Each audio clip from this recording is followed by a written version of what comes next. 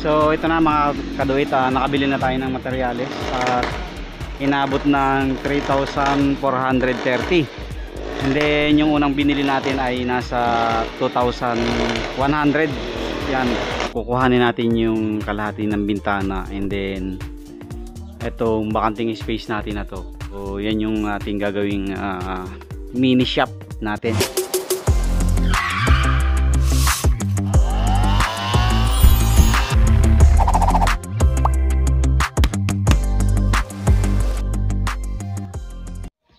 Yo, what's up mga kaduit? Welcome back dito sa ating YouTube channel. Ayan, kamusta po kayo? Good morning, good morning. Ayan, it's a Sunday morning ngayon. So, for today's video guys, ay tayo ay mag-i-start na ng ating gagawing shop. So, dito tayo maglalagay sa bakanting space natin dito sa gilid, and then kakain tayo ng konti dito sa harap. So, ayan, pakita ko sa inyo. So yan, kukuhanin natin yung kalahati ng bintana, and then etong bakanting space natin na to. Yan, medyo mahaba pa yan eh. So yan yung ating gagawing mini shop natin sa ating motorcycle parts and accessories. So yan, at magpapadeliver na muna tayo ng materials. Yan, pupunta muna tayo na hardware. Yan, tara, let's go. A few minutes later. So yan, nandito na tayo mga kaduit at bibili na tayo ng ating mga materials dito sa hardware. So let's go. A few inches later. So yan mga kaduit, nakabili na tayo at titingin tayo ng ibang bakal dun sa kabilang hardware sa labas. So yan, let's go. 5 minutes later. So yan mga kaduit, nandito na tayo sa bagong hardware dito sa labas at dito tayo titingin ng bakal kung mura dito. So let's go. A few inches later. So ito na mga kaduit, nakabili na tayo ng materyales at inabot ng 3,430. And then yung unang binili natin ay nasa 2,100. Yan. So kulang-kulang 6,000 na agad tayo sa materyales. So let's go. Okay lang yan. At least makapag-start tayo ng ating maliit na shop. So uwi na ako para makapag-hukay na ng sisimintuhin. So yan, ako na lang muna din yung titira kasi wala naman akong pasok eh. So yan, let's go. 5 minutes later. So yan mga kaduit, nandito na tayo. Waiting na lang tayo ng deliveries nila. So para sa 25, ang bibili na lang natin ay yero. Kasi hindi naman natin kayang tapusin to ngayon. Then wala pa tayong welding machine, kaya holiday sa 25, doon natin itutuloy yung paggagawa. So yan, maliligo muna ako. Oh no! So yan, ito na mga kaduit, nandito na yung ibang materialis natin. Yan. At mag-start na tayo ng ating paglilinis dito sa sisimentohan natin. Then i-level na rin natin. So wala pa yung mga katulong ko eh, kaya ako lang muna ngayon ang gagawa. So yan, let's do it.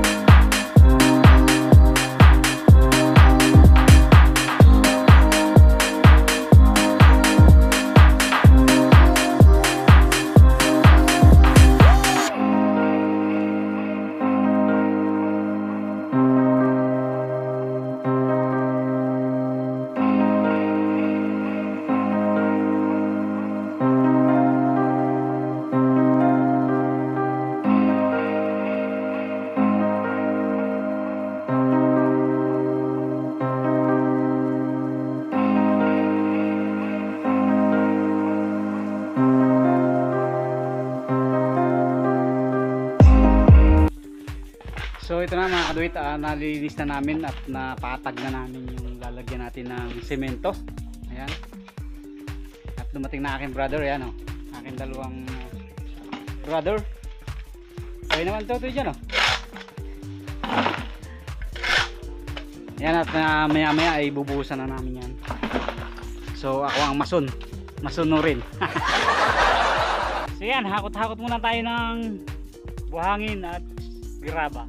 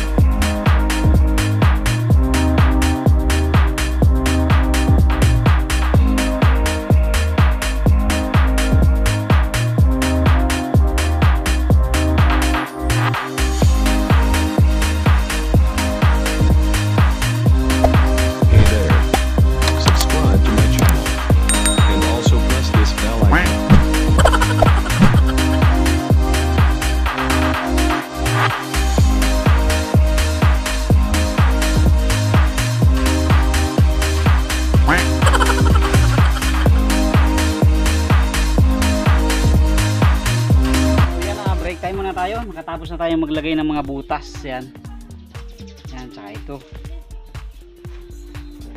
Ito yung lalagyan natin ng mga bakal para may kapitan yung ating mga hollow blocks. Ako lang yung gumagawa niya mga kaduit. Kayang-kaya natin yan. Para sa ekonomiya. Break time muna kami. Lunch break muna.